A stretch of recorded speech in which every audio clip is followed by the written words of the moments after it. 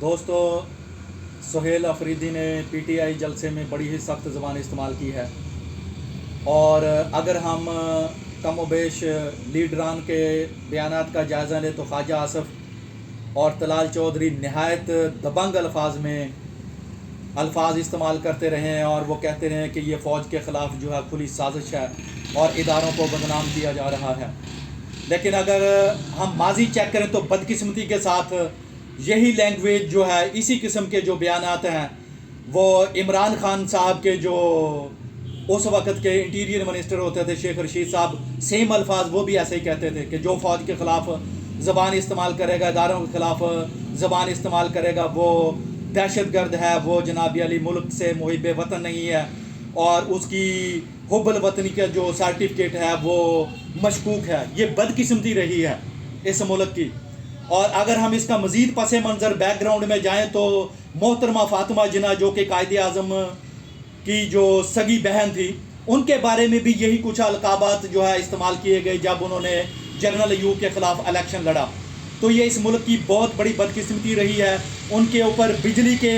Bill ना paid करने का भी इल्ज़ाम लगा रहा है, तो ये इल्ज़ाम भी उनके ऊपर बहुत ही ख़तरनाक था और सिक्योरिटी थ्रेट भी उनको करार दे दिया गया कि मोहतरमा फ़ातिमा जिन्ना मुल्क के लिए सिक्योरिटी थ्रेट हैं। ये सिक्योरिटी थ्रेट तब से लेकर आज तक इसी तरह चल रहे हैं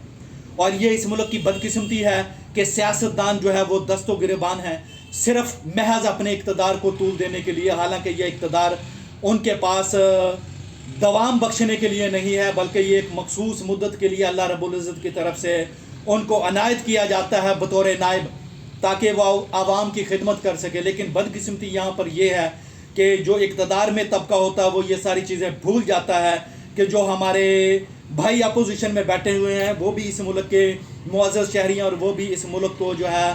मुहिब वतन शुमार होने चाहिए, क्योंकि तब ही जाकर ये बात बनेगी जब आप दूसरे को स्पेस देंगे। अगर आप एक दूसरे को इसी तरह मूरद इल्ज़ाम ठहराते रहेंगे तो ये मुल्क किसी सूरत भी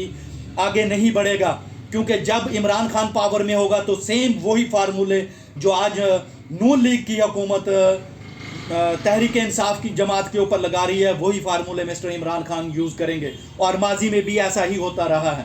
यह इस मुल्क की सबसे बड़ी बदकिस्मती है। लिहाजा अगर लीडरान चाहते हैं कि ये मुल्क मुआशी तौर पे तरक्की करे, ये मुल्क समाजी तौर पे तरक्की करे, ये मुल्क अखलाकी तौर पे तरक्की करे, ये मुल्क सियासी लिहाज से मैच्योर हो, तो उसके लिए जो हमारे सियासी लीडर्स हैं उनको मैच्योरिटी का जो है वो सबूत देना होगा और एक टेबल पर बैठना होगा और तब जाकर मुल्क जो है वो आगे बढ़ सकेगा। अदरवाइज़ ये मुल्क इसी तरह हचकोले खाता रहेगा और जलील होता रहेगा और ये मुल्क तरक्की नहीं कर सकेगा। वस्सलाम।